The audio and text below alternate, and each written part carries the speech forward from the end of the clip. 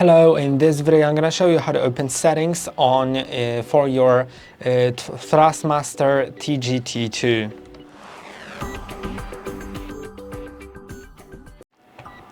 To do it, simply you'll need to have the software. If you don't know how to get the software for the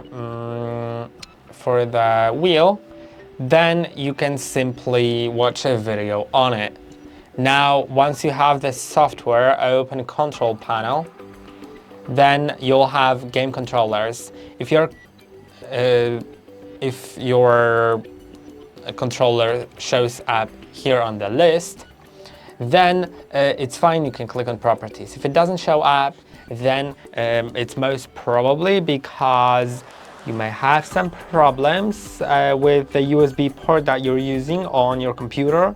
Make sure it's a port on the back and preferably use USB 3.0. USB 3.0 has blue on the inside. That's how you distinguish it.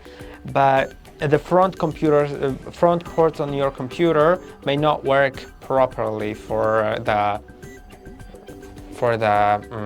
wheel. And I hope that this video was helpful. Don't forget to like and subscribe, and see you in the next one.